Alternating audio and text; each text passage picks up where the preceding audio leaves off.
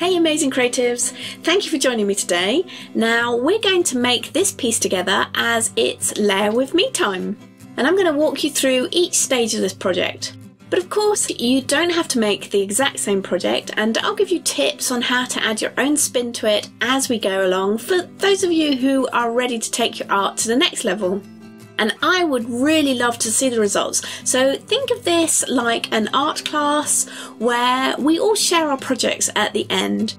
And you can show me your project and your fellow artists too over on social media, so do link me up wherever you share it so that I can come and have a look, and all of my social media links are below. Also below in the description are the products that we're going to be using. Have a look there to see what you need to grab from your stash. So I'd suggest that you watch this video once through now and then save the video to watch it at your own speed, pausing it whenever you need to as you make your own project. There's quite a lot of layers in this, so you might want to schedule in a good couple of hours to do this project, and possibly longer if you're very new to mixed media art. And if you are new here to my channel, then do subscribe and hit that notification bell to get your weekly art fix of tips and tutorials. And go ahead and share this video with your arty friends too. And you know how much us YouTubers really appreciate all of your likes and comments. It makes a huge difference to us, so thank you in advance. Now I'm working on a paper from a mixed media art journal that I've just torn it out, and it's a heavyweight paper because we are going to be doing lots of layers. But you could easily do this project on a canvas or a canvas board if you prefer. And if you've also taken yours out from one of these spiral bound books, then do go ahead and trim off the paper tabs if they annoy you. Right, let's get stuck into layer number one. Now this layer is all about collage, and I have picked out a pad of designer paper. And using a pad like this is easy as the papers have been curated and all the designs are going to work together. But if you're picking out papers by hand, then go for a colour combination that you like and pick the papers based on that colour combo, because this piece that we're doing today is all about colour. And the pad has pretty much done the colour combining for me. It is an old pad, so you might not be able to find this exact same one in the shops anymore, because I'm trying to use up all of my old papers. But go ahead and use the papers that you already have in your stash. Alternatively, you could use a neutral for this, so papers that are sort of whites and creams, and then use the next layer that we're going to do to add the colour. Or you could also use your own art papers, like I've been doing with a lot of my paper doodles recently. Now don't take too long on this, just roughly rip up your paper into slightly smaller chunks just to make them more manageable, and stick them onto the surface like a patchwork. And I'm using golden regular gel, the gloss version, for this because it dries really nice and clear. But if you prefer, use matte medium instead. And you can use a brush or an old plastic card or whatever you're comfortable with to apply the gel. And the way to get a good adhesion with the paper is to put a layer onto your surface first, and then a layer onto the paper as well. Stick the two together and then put another layer of gel over the top. And if you think you might have missed a bit, then you can always just snuck the card in just underneath to add some more gel. Now I know that I'm mostly going to be covering up this layer, so you can tell I'm not really that worried about gaps, if I've got any gaps in the collage. Because now we're going to add some paint, so layer number two. Let layer number one dry before moving on. And for this one we need to make our next colour choice, and I'm going to pick a couple of colours that really kind of jump out at me from that designer paper layer. So take a look at your collage and pick two colours that kind of zing for you. And if you went ahead and used the neutrals, you're completely free to make your colour choices. And what's going to help you here for this colour layer is choosing two colours from either the hot or the cold family of colours. So for me it's yellows and reds, so more towards that hot side. And I've picked out a yellow and a red, and also by mixing these two together on the piece I'll get some orange as well, so that's all going to work for this. And it's time to get physical with the paints, because I'm going to apply them with my finger, and if you'd like to you could use a glove or even a brush if you prefer. But to help that paint move about, give the surface a little bit of a spritz first. And you don't want to flood it, It's just enough water to make it easy for the paint to move and mix. And then once you've done that, you can just set about covering that whole page with this layer of colour. Now both the paints that I've used are more towards the translucent side, so that kind of makes it nice and easy for me, and really all I want here is to make a glaze over the top of those designer papers. And if you've picked paints that are more towards the opaque and they're covering your collage layer, don't panic. What you need to do is just add a little bit more water and apply them more thinly, and you can even use like an old plastic card to scrape back some of the paint, and that's going to help you to make a thinner layer. So for those of you who recognise the sneak peek of this project that I showed you at the beginning of the video, yes, this is the belated celebratory Layer With Me project that you voted for, and it's celebrating me reaching 10,000 subscribers here on YouTube. So a huge thank you for helping me to build my channel so that I can bring you more art inspiration and the tips and the tricks that you love. And it's down to your support, both here on YouTube and of course my absolutely amazing patrons over on Patreon. And it's all down to you that it makes these videos possible and helps me to tailor them more towards your needs as well as we go along. So really, thank you. I'm passionate about art and I'm passionate about helping you with your art too, because I truly believe that we all need art in our lives, and we can do art and make a difference to our lives and the lives of the people around us through the art that we make. And if you believe this too, then we can build this together, and you and me, one colourful art piece at a time. And as I said, this piece, yep, it's gonna be colourful. Once this layer is dry, we're gonna add our focal point. So layer number 3, let's draw. So I'm going to use a pencil to draw in my design. You could use coloured pencil, white pencils, anything that you can see on the surface, but nothing too dark at this point. However, if you're really confident with your drawing, then you could just skip this and go straight to the paint pen, which is what I'm going to do now with the film, so that you can actually see what I'm doing. So I did sketch this all in pencil first, and then I went over the top with a black paint pen. Now this drawing can be quite rough, you don't need to add any details at this point, we're going to do that a little bit later on. So all you really need for this is the outline of the image that you're eventually going to have on here. And we'll be neating it up later, so don't take too long over it. We just need these lines in place to guide where we're going to put the next layers over the top. But whatever pen that you use to ink in over that pencil work, it needs to be a pen that's not going to react with acrylic paint. So pick something that you've tried and tested before from your stash that works well when you put layers over the top, because you don't want it to budge. But what to draw? So I'm going with a cluster of simple abstract flowers and leaves, but work with something that you're comfortable with.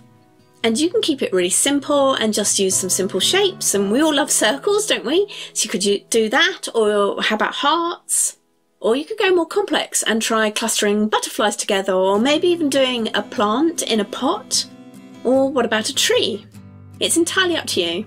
You want the drawing to cover a large section of your project, and whether that's one item that you're drawing or a bunch of items all clustered together, you want to make them nice large focal points, and either have it grounded to the bottom of the page like I'm doing here with those stems, or have a cluster of free floating objects clustered maybe in the centre. Let me know in the comments what you think you will draw for your focal point, and it'll be great to hear your ideas. Right, time to change up the colour for layer number 5. Now the next colour change will really depend on what colours you used underneath. So pick colours that sit next to the group of colours that you used in that last colour layer, layer number 2. So for this piece that I'm doing, I'm going with pinks and purples because they sit next to the reds and yellows that I used in that last colour layer. Now I could have gone with the opposite direction and picked greens and blues, but I kind of know that I'm going to be putting greens on my leaves and I really want them to stand out from the background. So I thought the pinks and the purple side of the colour wheel would work better for this particular piece. But you have a think about what you want to use. The trick is to use something that will stand out from the colours underneath, but that will also fit quite nicely with them as well.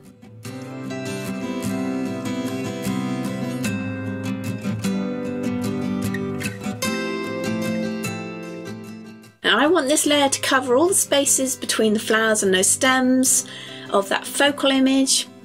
So to help me do this, I'm also going to add some titanium white in here too. Now titanium white is opaque, so it's going to give me a good coverage, but the coverage doesn't have to be perfect, because I don't mind if some of the pattern from that patterned paper peeps through, because that's going to add a lot more interest. And I'm adding my paint to form a gradient going from pink at the bottom of the page to purple at the top. And using the white will help me do this as well, because it's going to smooth out that join line between the pink and the purple and hopefully make it a nice gradient. So decide which of the colours you're going to use, and once you've chosen them, decide where they're going to go on your piece, and make a mental note of sort of roughly where the colour change is going to be. So for my colour mixing, I'm doing a little bit on the palette, but I'm also doing a little bit of mixing on the piece itself. And this adds a variation to the layer so that it doesn't look like a solid block of colour and it's not uniform, because I want it to look more lively and varied. And then you can also use the colours mixed with less white or with no white at all to darken some of the areas as well, and I'm using this for darkening the edges of this piece. Now it's a little easier to concentrate your efforts on the area where you've got one colour turning into another. Do that bit first, and then you can work on filling out the colour on the rest of the piece.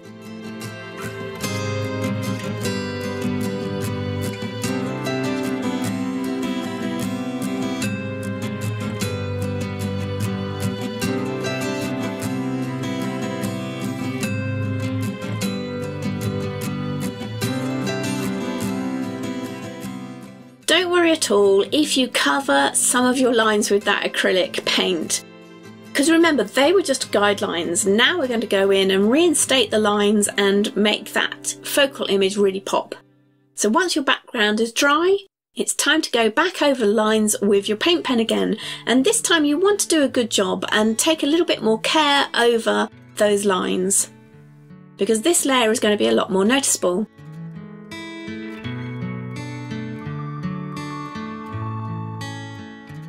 So I'm swapping between paint pens only because one of them isn't working quite as well, so don't worry too much about that. Stick with the paint pen that's working for you, and you can see that as I go over the lines it is really starting to pop from that background, because we have so many colours here, it's glorious. This is also the time to start adding any details that you want to add in, so if you've got any doodling you wanted to put in, any extra lines, all those little details are going to add some more character to your drawing. You don't have to do that at this particular point, we can do that later, but I'm going to start adding them in here. Once that layer is done, it's time to add some texture onto that background, and we're going to use two different techniques for this, and one of them is my favourite. It's the doodle patterns, and you've seen me do these before, but I'm also going to use a little bit of stencil printing too for this. But if you liked, you could also use some stamping, because stamping would work really well here too. So I'm just using a piece of Punchinella as my stencil, but grab any stencil that you want to really. And I've got some fluid acrylic ink in a dabber, and I'm just going to roughly dab it onto my Punchinella and then press the Punchinella onto my piece. And you can use any type of ink, so if you've got ink pads, go ahead and use those, or even a layer of acrylic paint if you like, if you prefer to do that. All you really want is a little bit of texture from that stamp or the stencil or whatever it is that you're using. Now for this particular texture layer, I'm using colours that are already down, so I'm going to put purple in the purple area and pink in the pink area. So as I swap into my doodle pattern, I've got both a pink paint pen here and a purple one, and I'm just going to swap between those two to add just a little bit of mark making behind my stems. And it's quite a nice way to add some more visual interest to a piece. These little additions to a project and the way that you set out the piece and that focal image, well, it can all make a big difference to the final project. And I have a video with some of my favourite composition tricks and techniques over on Patreon if you wanted to delve into it a little bit deeper. And I've actually been using a couple of those composition tricks on this piece today.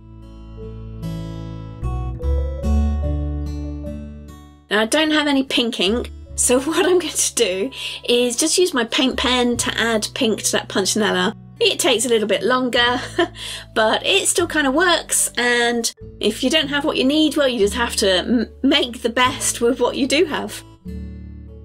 Okay, so we haven't had a colour change for a while, have we? So time to add a new colour, and we want to have something that we haven't actually seen yet that isn't on this piece.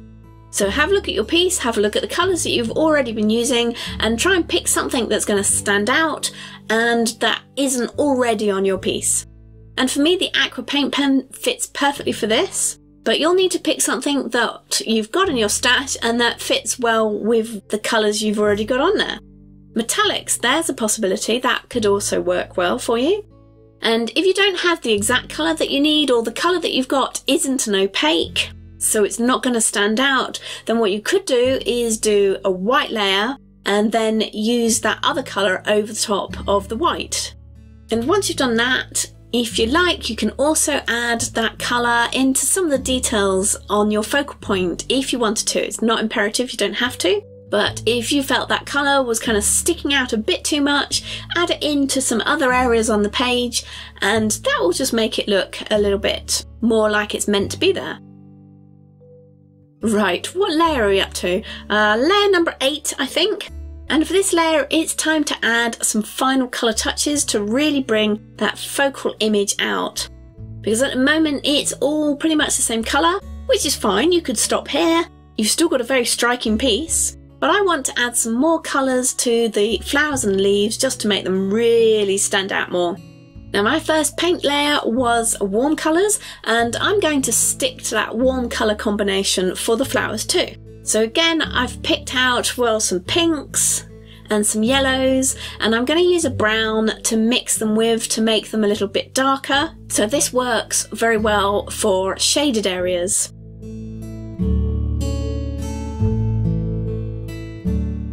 All I really want this layer to do is to enhance the flowers a little bit, separate them out just a little bit too, but not to cover up all that lovely texture from the designer papers and that first colour layer. So don't feel you have to put on tons of fresh colour here, just little touches here and there will do the trick. And I'm also going to add in some metallic gold colour in here, and I think that's going to work really well on the doodling details, and it works nicely with the warm colours.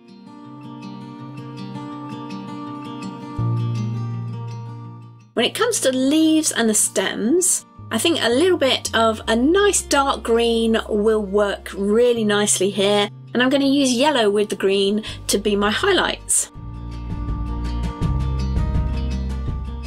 And this is quite a dark green already, so all I really need to do is put it on thinly in some places, or a little bit thicker in the places that I want to make them look as if they're more in the shadows. And once this layer is dry, you can go back in with that black paint pen again and touch up any of the lines that you think need retouching. So I really love the colour on this. I did say it was going to be colourful, didn't I? I mean, it's not a colour palette that I would usually have picked. So it was quite fun to sort of think about, you know, where the colours were on the colour wheel and then pick them based on how they would work with the colours that were already down. And when I pick my colour combinations, I tend to sort of go towards the teals and the pinks, or the reds and the blues, but trying to pick colours that are either contrasting or go with the colour you've got there, and combine your colours in a different way than you would do normally is a really fun exercise to do. And I like that it varies too, so that we don't have like a block of colour, and you can see the texture from those very first layers peeking through as well, and it all adds to the overall piece. And I can't wait to see your finished projects too, so don't forget to share the results, and my social media links, they're all in the description as I said, so don't be shy. Now if you're looking for another layer with me to do, then watch this video next, and I'll see you there for some more mixed media layering.